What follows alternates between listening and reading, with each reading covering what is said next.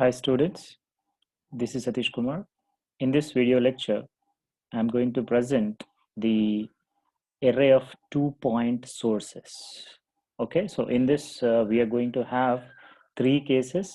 The first case is array of 2-point sources with current of equal amplitude and equal phase. In the second case is array of 2-point sources with currents of equal amplitude and opposite phase. And the third case is array of 2-point sources with currents of unequal amplitude and any phase. Okay, so these are the three cases that we are going to study in these lectures. But in this lecture, we will see only the first case. Okay, I'll be now sharing the screen. Okay, I hope you can able to see the screen, right? So this is what I said, array of 2-point sources. We'll be dealing with the three cases. That's what I just mentioned. Array of 2-point sources with current of equal amplitude and equal phase. Array of 2-point sources with current of equal amplitude and opposite phase. And the third case is array of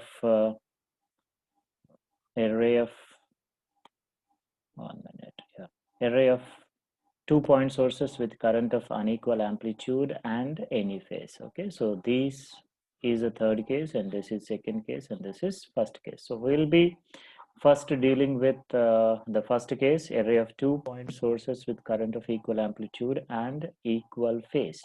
But what will happen here is for these three cases, we need to derive one very important parameter called phase angle. Okay, that phase angle, which is common for all the three cases, here we denote it by, okay, psi. Okay, first we'll try to find out this phase angle in the first case itself. Every time I don't derive, okay, but in the first case I'll be deriving it, and we will try to use the same phase angle expression for the remaining two cases also, right? So the first case, array of 2-point sources with the current of equal amplitude and equal phase, right? This is our first case. In this, I'll be taking a two-dimensional coordinate system, okay, xy, and this is one isotropic point source, and this is another isotropic point source, which we also call it as antenna element in a two-element antenna array. And these two are separated by a distance d. Okay, I'll take the distance is equal to in terms of lambda in the later while seeing the radiation pattern. Our main intention here is to find out what will happen when we take an array of 2-point sources with currents of, that means we are exciting those two point sources with currents of equal amplitude and equal phase. This you might have heard in some types of the errors in the first lecture in the antenna arrays. Okay, so this is the case of broadside array. So this is nothing but BSA. BSA represents broadside array. That means the elements of an antenna array are excited with currents of equal amplitude and equal phase. In that case, if these are the two antenna arrays, okay, the radiation pattern must be perpendicular to these antenna array. This is antenna array axis, and the radiation pattern should come like this. That means for this particular case, when we finally try to find out the radiation pattern, if we draw the radiation pattern for this particular case, we should get like this. Otherwise, it is of no use. Okay, we will have to get it. Okay, let's see how we will get that particular radiation pattern. That means it is the case of broadside array. The second case is the end fire array, where the elements are excited with currents of equal amplitude but opposite phase. Opposite phase means 180 degrees. That is for the end fire array, where the radiation pattern has to get along the array axis, like this, along the array axis. Okay, but this is for the case of end fire array. We will see that later. But what will be the common analysis that we have to do here?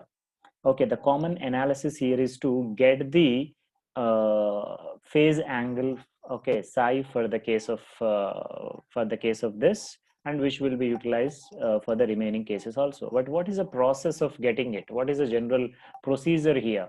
When we have an antenna element here, I told you very clearly to draw the radiation pattern, we have to find out the field intensities due to both these. Okay, for due to the first element, the electric field intensity at that far distant point is, let's say, E vector or simply E1, and the due to the second point source, let's say this is E2 or E2 vector. At this particular point, due to both these sources, the total electric field intensity must be E1 vector plus E2 vector, or simply E1 plus E2 if you take it in terms of magnitudes. That total electric field intensity you have to find out at this far distant point. Okay, the distance from source 1 to this far distant point is different, and distance from this 2 to this far distant point is different, even though the arrows will be shown differently, but they will be finally reaching to this particular point. Okay, so that distance, okay, that's what they can, we cannot take the direction is directly which is reaching at this particular point, because we have to take two parallel lines. Okay, then only we will be getting the path difference first. From the path difference, we have to find out phase angle. Okay, so that's what we are going to do. So the separation between these two are in d meters. Okay, the d distance will always be measured in meters. Then this is the point where the distance from this first antenna source to this is d by 2, which is shown here, and the distance from this to this is also d by 2, half of it. Okay, this is exactly the origin, which is the reference point, right? Now the angle here is theta. I'll tell you why we have taken that particular angle here. And when this is angle theta, and this is also obviously the same angle theta, okay, which are alternate angles, right? So two isotropic point sources symmetrically situated with respect to the origin O in the Cartesian coordinate system. That is the first point that you have to write. Okay, these are called isotropic point sources. We should take them as the sources which will be radiating, which will be assumed to be radiating uniformly in all the directions, right? Now, to find out the field at this particular point, okay, due to both these sources, which for which we need to calculate E1 and E2, but to find out those E1 and E2, we require the phase difference or phase angle between them. And that phase angle, we should always try to calculate from the path difference. What do you mean by path difference here? You might have heard this particular path difference in your childhood, maybe 8th, 9th, 10th, or maybe in 11th and 12th standards. What is that path difference, and how can we get phase angle from that path difference? Okay, we'll try to see. We need to calculate the fields at a far distant point from the origin O, and the origin is taken as a reference point for the phase calculation or phase angle calculation, right? And the next point, what it is going to tell you is the distance from 1 to this particular far distant point, and the distance from this 2 to this far distant point. It's very clear that the distance from this 1 to this particular point will be taking more time. The time it reaches for the wave or the radiation to reach from this one to this particular point will be definitely more compared with that the time it takes the radiation to move from this two to this particular point, because this length is definitely smaller compared with this length. That means it is taking more time to reach this far distant point, and from point two it is taking less time. Less means not much lesser, maybe in microseconds or milliseconds or maybe few seconds, not much difference. But that is happening because of this path difference between both. If this path difference is zero, then both will be reaching to the same to the point in the same time. And because of this particular path difference, okay, this is the path difference which I am drawing, observe. And because of this path difference, which we are calling here is 1 dash and 2 dash, which is having some value, okay, then only these 1 and 2, the radiation coming from the first antenna and second antenna, will be reaching this particular point P in different times. This radiation from 2 will be reaching very fastly, and radiation from 1 will be reaching very slowly. That is because of this 1 dash 2 dash path difference. If this is 0, then you can say that the two radiations will be reaching to the point P from both the antennas will be in the same time. Okay, but this is not happening now because there is a path difference between them. Okay, that 1 dash 2 dash is not equal to 0. I'll show you the cases if required. When do you get the path difference will be absolutely 0? Okay, so that also if you need, I'll try to explain later. Okay, so now let us try to find out that path difference. To find out this path difference, what you need to just do is just draw a line which is passing through this origin, which is the midpoint of both the antennas. Then what you do is you just drop two perpendiculars onto that particular line from both antennas, one antenna and two antenna. Now this angle will be obviously 90 degrees and this angle will also be 90 degrees. Okay, because you are dropping a perpendicular, right? So this is now angle theta and this is also angle theta. When this is your midpoint, this distance would be d by 2 and this distance would also be d by 2. Now what you require is this 1 dash 2 dash. This 1 dash 2 dash you don't get it directly, and let us call this is O. 1 dash O you calculate, O 2 dash you calculate. Okay, or else O is already given. So 1 dash O and O 2 dash you will be getting from the two triangles which you can see there. From this particular triangle, okay, from this particular triangle, cos theta will be equal to adjacent side here is d by sorry adjacent side is this, let us call this is O2 dash itself, O2 dash by d by 2. That O2 dash will be equal to d by 2 cos theta. Call this is equation number 1. And similarly, in this particular triangle, when this is your right angle, this must be your hypotenuse, and here this must be your hypotenuse. That's the reason I have taken that hypotenuse is in denominator, right? And again cos theta will be equal to, this is the now what do we call adjacent side. 1 dash O will be your adjacent side, 1 dash O by d by 2, which is hypotenuse. So 1 dash O will be equal to d by 2 cos theta. You no need to do this entire thing directly. You can say 1 dash 2 dash. To get 1 dash 2 dash, you have to take 1 dash O plus O 2 dash. Then that will become 1 minute.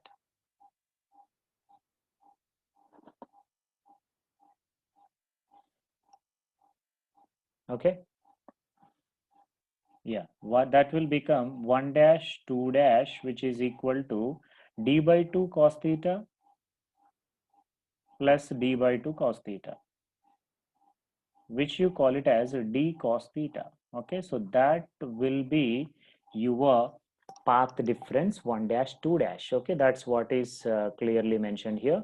It is clear from the diagram that the wave or radiation you can call, okay, the radiation, that itself is an electromagnetic wave. Okay, radiation from the source 1 reaches the point P at a later time than the wave or radiation from the source 2, because so from source 2 to that particular point is slightly smaller distance compared with the distance from source 1 to the distant point because of path difference. That's what I mentioned already. If the path difference is, let's say, 0, then obviously you don't get different times. Okay, both will be reaching at the same time, and that path difference 1 dash 2 dash will be here equal to d cos theta.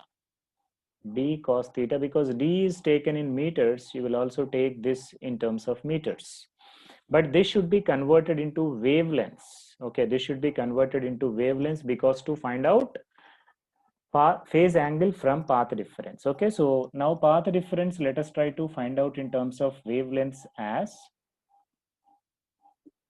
okay, so that same path difference you need to convert now into wavelengths. Okay, here d cos theta you have to express from meters to the wavelength, and that expressing wavelengths is only possible when you divide this whole thing with lambda, because the units must match here.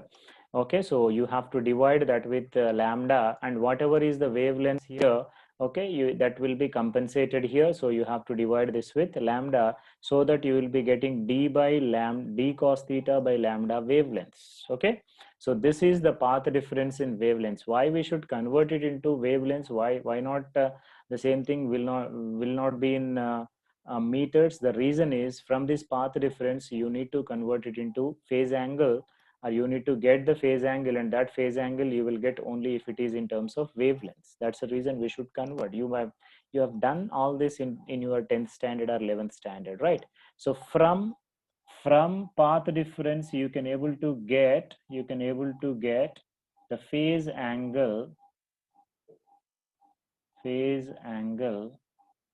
psi, which is equal to 2 pi into path difference. This is the formula which you have used many times in your childhood, but now here you will be using.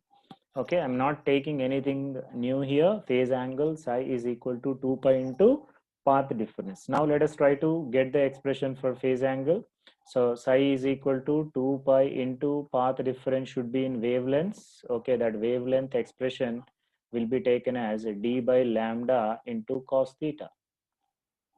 Now that is 2 pi by lambda into d cos theta. I'm just rearranging, nothing else, but 2 pi by lambda we can write it as beta d cos theta. Okay, so this will be your phase angle psi, and this psi is the phase difference or phase angle or phase difference between the two isotropic point sources. Okay, phase difference or phase angle between the two isotropic point sources, or between the two fields of the sources measured with respective to the origin. Okay, that's what you should write.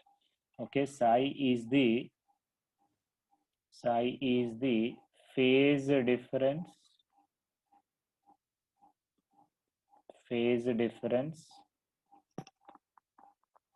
between the two fields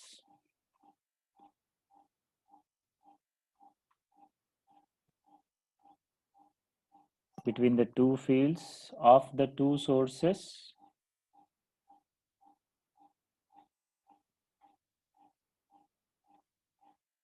measured with respective to origin or midpoint. Right. So once you get this phase angle, you need to now find out the fields due to both the isotropic point sources. Okay, this E1 and E2 you have to now calculate. Okay, once you get the total electric field intensity, then you have to find out array factor, and from that we will try to do the analysis, right? Okay, so we will now try to find out the fields due to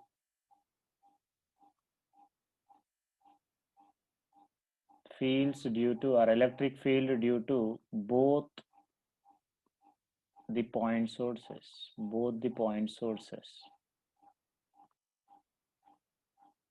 Okay, now let E1 be the field or electric field due to source 1 at a distant point P. Okay, that is a far distant point. And E2, don't take vectors. Okay, we are not considering the direction, you just take only magnitudes. This is the field due to source 2 at a distant point P. Okay, now what is the total field at a far distant point P will be how much? Okay, the total field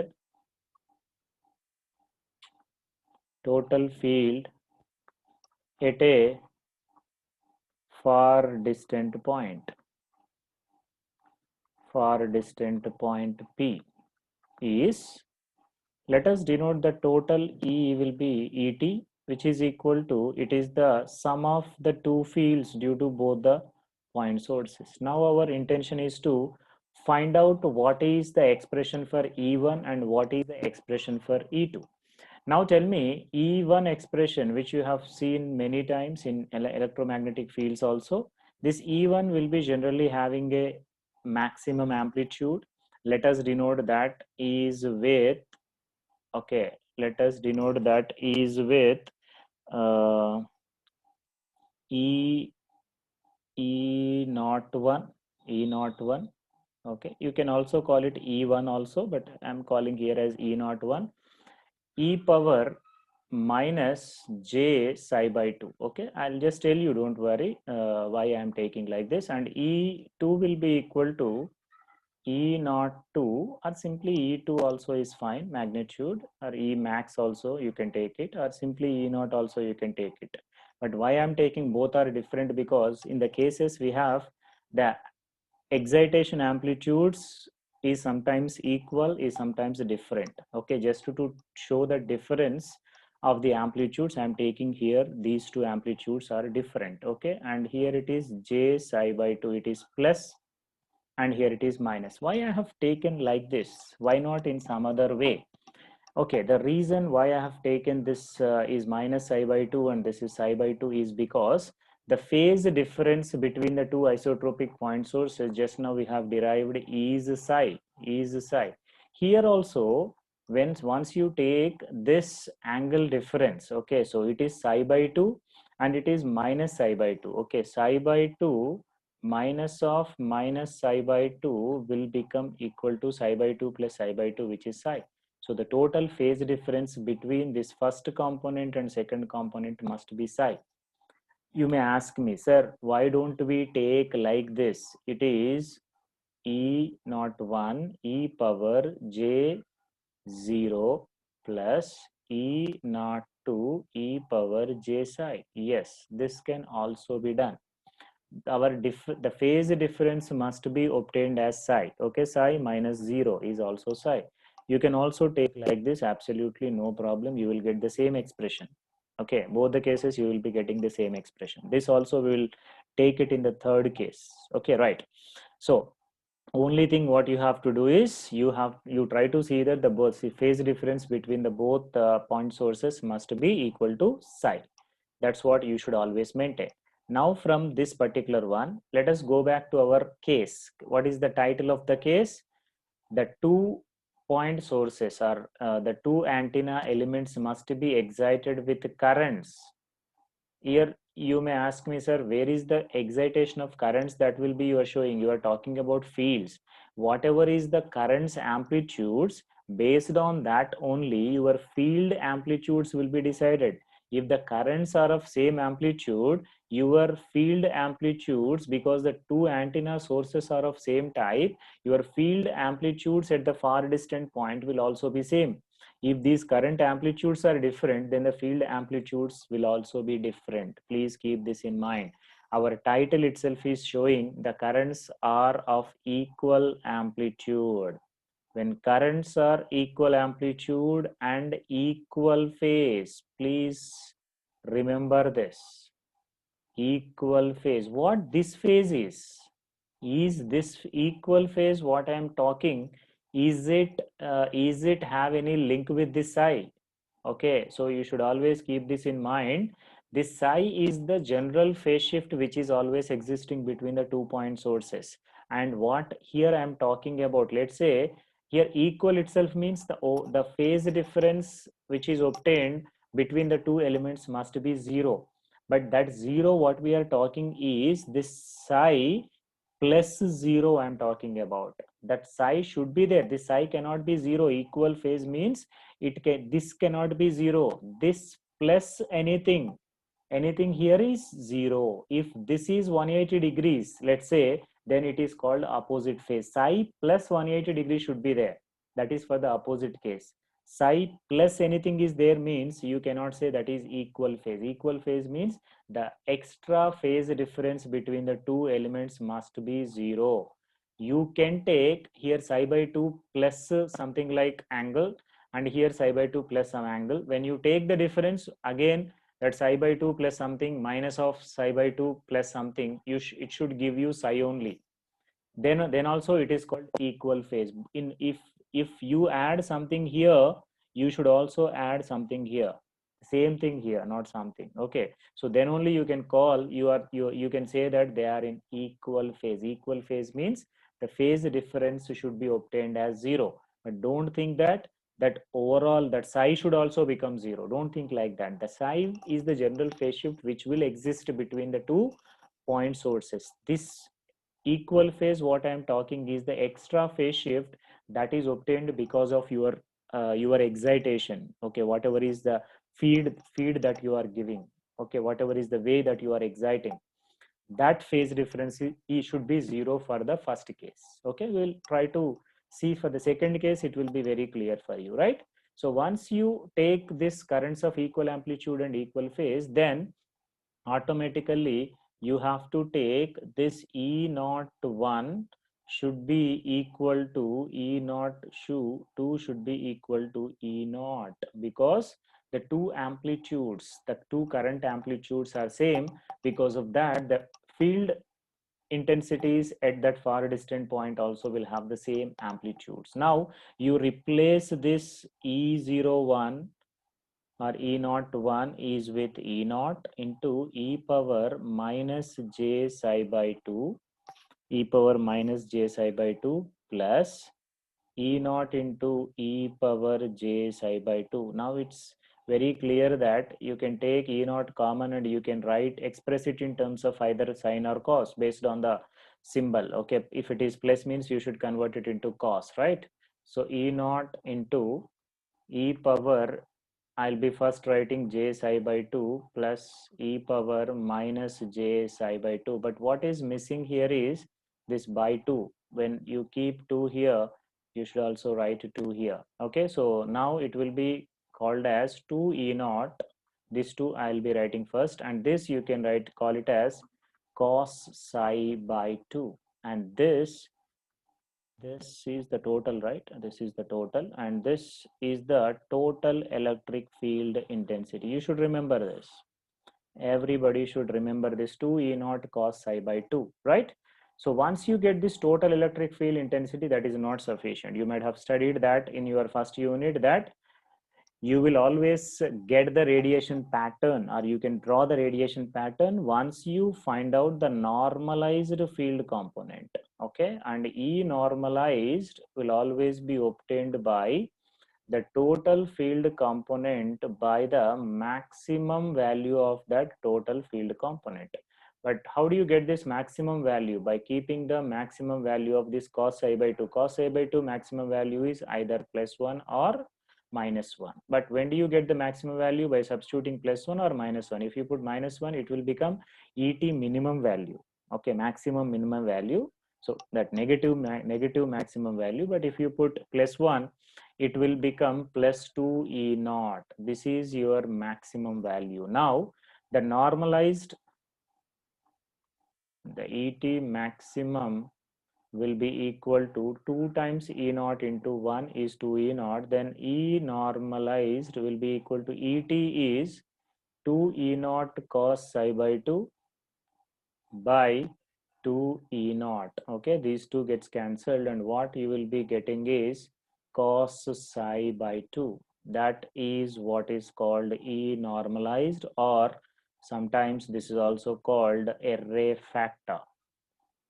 Okay, you can also call this as array factor, which is equal to cos psi by 2. Very important expression. You have to remember this, because for all the other radiation patterns, you have to use this particular expression. Okay, the amplitude anyway will be cancelled once you calculate the normalized component. Okay, so by using this cos psi by 2, now you have to do the analysis. Okay, what analysis you have to do now?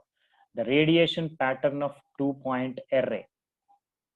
Radiation pattern. You have to now get the expressions to draw the radiation pattern of this 2-point array. Okay, radiation pattern for a 2-point array here now you have to take the separation, okay, array separated by, okay, the total separated, that the distance we have taken it as d, but now we have to take that in terms of lambda, okay, separated by a distance, the general distance that we take is lambda by 2, but you can also change it, okay, in multiplication pattern you need to get the radiation pattern of broadside array case when distance is d equal to lambda case, b equal to 2 lambda case. Sometimes you also need to get the radiation pattern for d equal to 2 lambda also, 4 lambda also, okay, but now we are seeing it for the general case, d equal to lambda by 2. Okay, what will be the expression for the array factor or e normalized component when d is equal to lambda by 2? Okay, let us try to first see that e normalized will be equal to cos psi by 2. But what is psi? We have just derived the expression for psi. What is psi? Psi is equal to beta d cos theta. Look at here. Okay, this beta d cos theta, now you have to substitute here. So if you substitute that psi is equal to beta d cos theta, you will be getting the expression like this: cos of beta d cos theta by 2.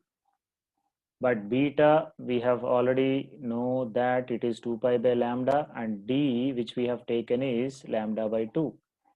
Okay, so this is separation is equal to lambda by 2. As I'm telling you, you can also get the radiation pattern for the distance between the two elements, d equal to lambda, 2 lambda, 4 lambda also. Okay, if you require, I'll try to do all those cases because they are very much needed for the case of multiplication pattern, right? Now substitute these values. E normalized will be equal to cos of, what will happen here, 2 pi by lambda into d is lambda by 2 cos theta by 2. Okay, so what will happen, lambda gets cancelled, 2 gets cancelled, and what we get is cos of pi is left now by 2 cos theta. Everyone should remember this for the case of broadside array of two elements when the separation is lambda by 2, and that array factor is cos of pi by 2 cos theta. Cos of pi by 2 cos theta. For the case of end fire array, there is a small change. Okay, instead of cos, you will get sine of pi by 2 cos theta. That pi by 2 cos theta will be same, but instead of cos, you will get sine. That's only the difference between the case 1 and case 2, right?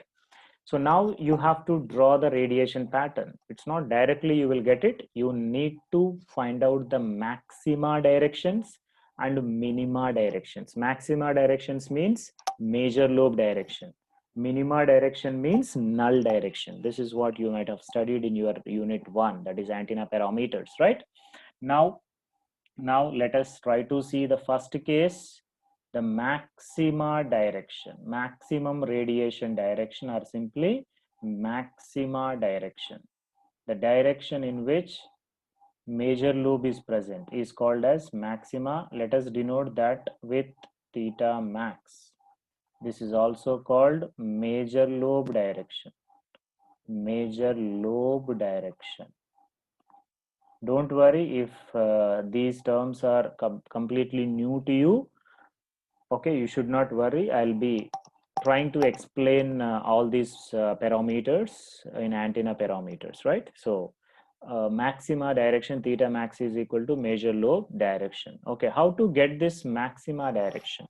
To get this maxima direction, we should equate this normalized component to the maximum value of that cos function. What is the maximum value of cos function?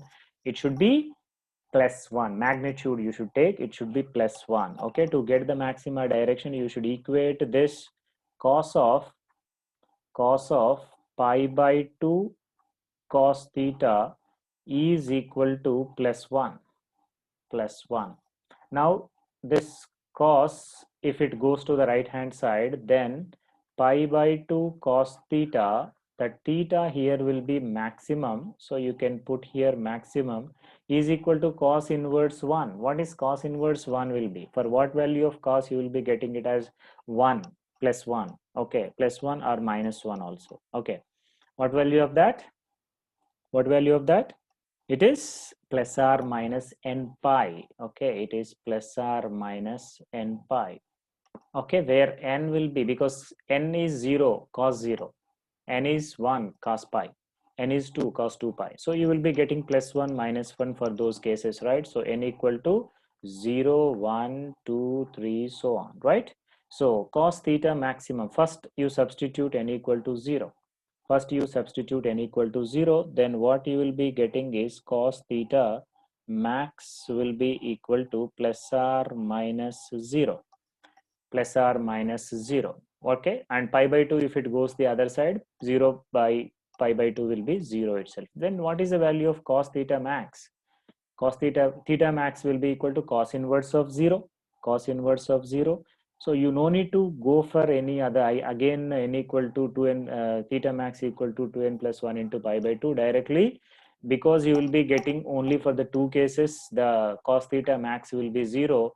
Then theta max will be, for what value of cos theta you will be getting it as 0. One is pi by 2, which is 90 degrees, and other is 270 degrees.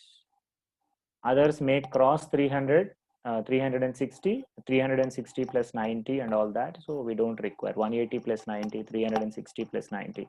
In between 0 to 360 we have to take, and they are 90 and 270. These are the maxima directions or major lobe directions. You may ask me, sir, why you have taken only 0? Why don't you take 1? Yes, these are the things that you have to go, that you have to do for n element arrays. Okay, what happens at n equal to 1? Let us check now.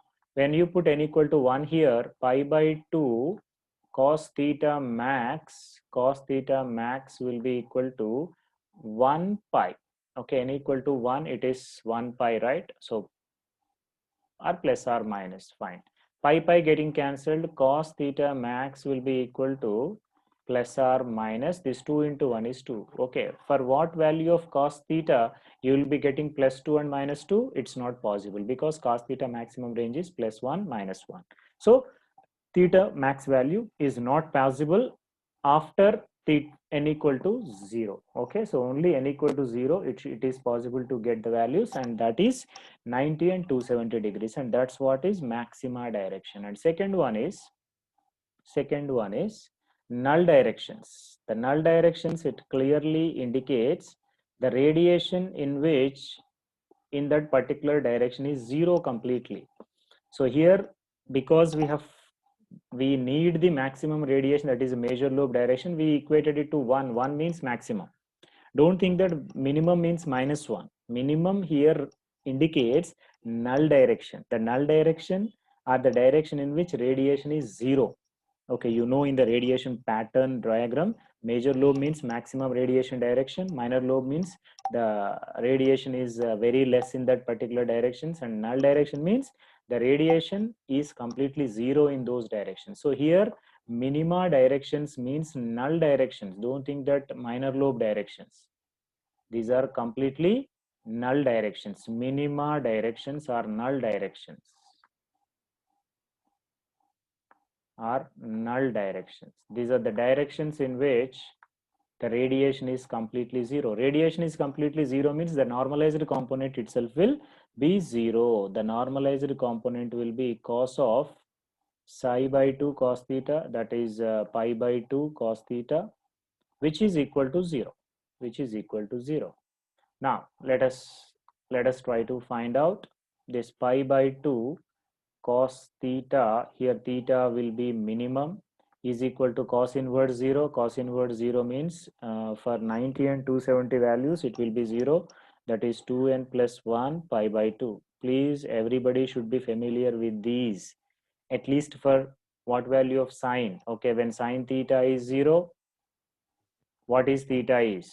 Okay, for sine 0 it is 0, and 180 it is 0. Okay, there where it is theta is equal to plus or minus n pi, and sine theta is suppose 1. Okay, that means theta equal to 2 plus or minus 2n plus 1 into pi by 2. This is exactly reverse for the case of cos. For cos theta is equal to 0, then it is 2n plus 1 into pi by 2, right? Where n equal to 0, 1, 2, 3, so on. Okay, so again substitute 0 here.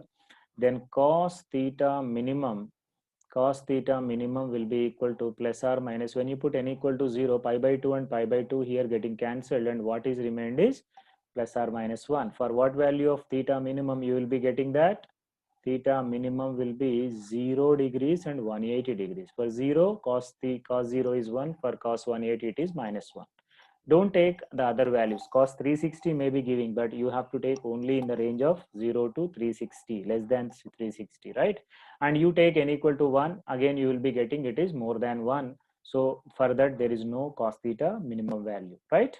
Now the third is also very, very important. The third direction is the half power points. Half power points. Half power beam width. This is the term that you might have studied in your antenna terminology. Okay, antenna parameters. Half power point direction. Half power point direction. Okay, this half power point means it is the radiation in which it is 1 by root 2 times of its maximum value. If it is power, you have to take it as 1 by 2, but generally we are talking in terms of field, so it should be, as power is directly proportional to E square, when E is 1 by root 2 times, then only it will be half the power. Okay, as we are talking in terms of field, because you have calculated E normalized, not P normalized. If it is P normalized, you should take here as 1 by 2 equal to 1 by 2. But as it is field term, you should always equate that overall normalized component to 1 by root 2. That is, En is equal to cos of pi by 2 cos theta, pi by 2 cos theta, which is equal to 1 by root 2 here. Okay, 1 by root 2 here. Now what you will be, it is plus or minus. Okay, pi by 2 cos theta, now you represent this as half power point. Okay, half power point will always be denoted by theta hpp is equal to plus or minus 1 by root 2. Cos inverse of plus or minus 1 by root 2 is, for what value of cos you will be getting 1 by root 2 and minus 1 by root 2? Pi by 4. That is plus or minus 2n plus 1 into pi by 4. That's it. N equal to 0, 1, 2, 3, so on. Substitute n equal to 0 here. This is pi getting cancelled. 2, it goes 2 times. Then what you will be getting is 1 by 2. So cos theta HPP half power point will be 1 by 2. For what value of cos you will be getting this 1 by 2? Sin 30 is 1 by 2 and cos 60 is 1 by 2. Then half power points will be, one is 60 degrees. Okay, next one is 180 minus 60, which is 120 degrees. Okay, for the remaining half also you can able to calculate. They will be 180 plus 60 is 240, and one more is 360 minus 60 is 300. You can also take these four angles. Okay, so that for the above major lobe you can draw these half power points, and for the below lobe also you can able to draw these values. Now you have got the theta minimum values, theta maximum values, which is 90 and 270. Theta minimum is, that is null direction is 0 and 180, and half power points are 60, 120, 240 and 360. Now you must be in a position to draw these radiation pattern. Okay, now I am drawing the radiation pattern of a 2-element array. It's very easy. Once you understood this, you can draw the radiation patterns of anything very easily. Radiation pattern of 2-element array. In that the case is, elements are excited with currents of equal amplitude and equal phase. Equal amplitude and equal phase. Now I'll be just taking, okay, like this, and now I'll be representing the 2 points. This is one element and this is other element, right? Okay, now please, this is very important. You take one more.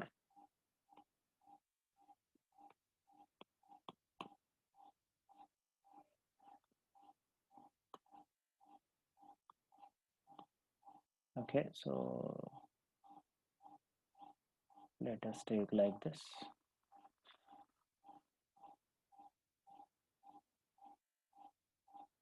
Right? Okay. Now you have to represent, okay, the spherical coordinate system here. This particular theta value for this case is 0. If you don't follow this, it's very difficult. Theta you should take here is 0, and this is theta equal to 90 degrees, and theta equal to 180 degrees, and theta equal to here 270 degrees. Okay, you have to follow this four quadrant. Theta equal to 0 to 90, 90 to 180, 180 to 270, 270 to 360. Okay, back to this, right? Now your maxima directions means major lobe directions are along 90 and 270. Okay, so please be careful while drawing it. 90 and 270. This is 90 degrees, you have a major lobe. This is 270 degrees, you have a major lobe. And draw two major lobes like this.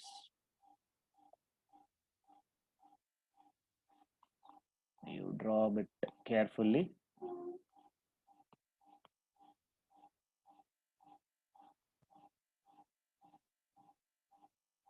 Okay, this is one major lobe, and this is another major lobe, right? So I have got now one major lobe along 90 degrees and another major lobe along 270 degrees, right?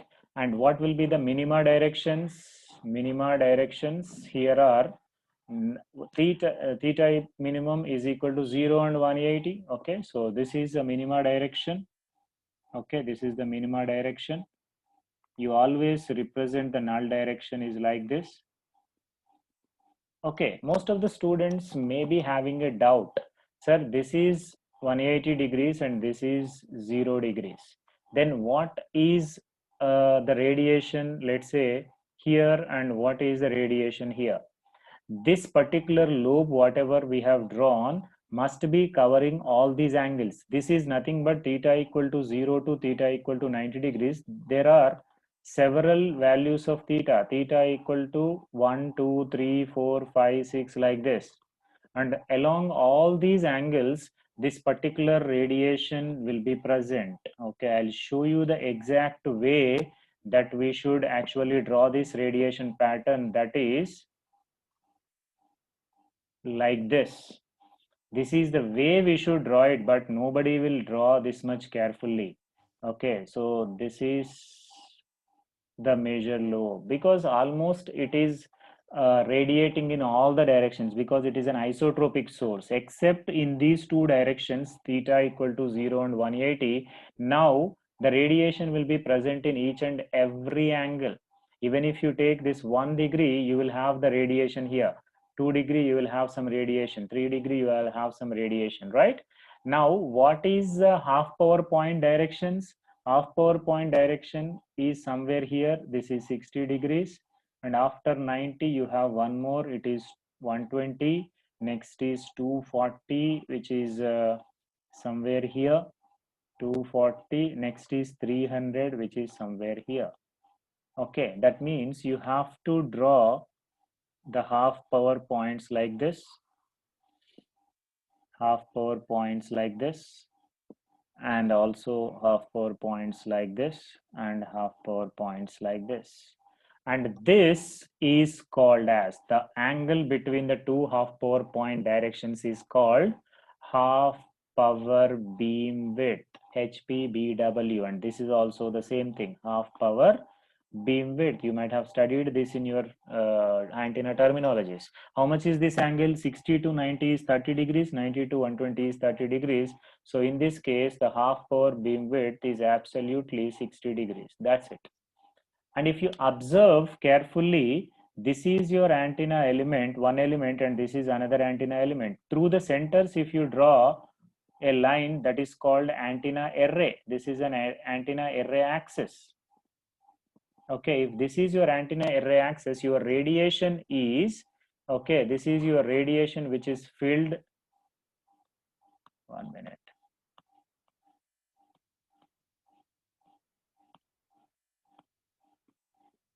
Okay, okay, which is filled with the entire energy, and this radiation will be absolutely perpendicular to the antenna array axis. If you observe, this is perpendicular to the antenna array axis. Okay, because this is your antenna array, right? Okay, this is your antenna array.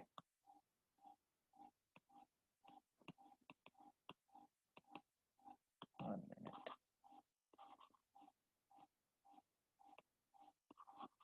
Okay, yeah, right. So this is the radiation pattern of two element array case.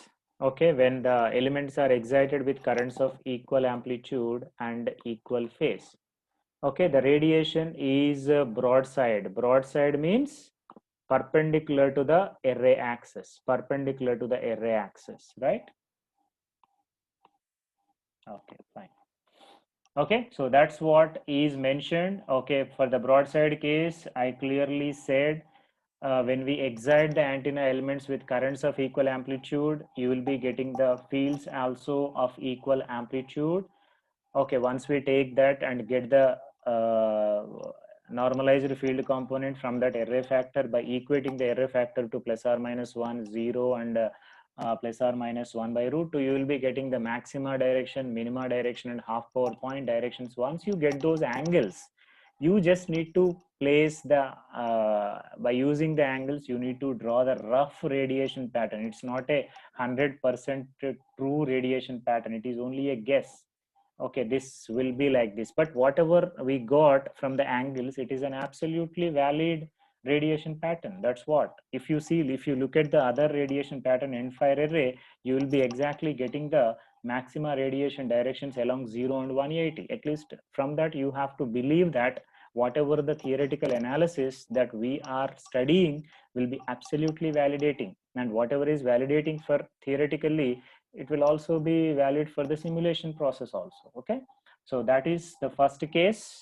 Okay, the first case is all about exciting the two antenna array elements with currents of equal amplitude and equal phase. Ultimately we are getting the broadside case where the radiation will be obtaining perpendicular to the array axis. Okay, so thank you very much. If you like my video, please subscribe to my channel. Thank you.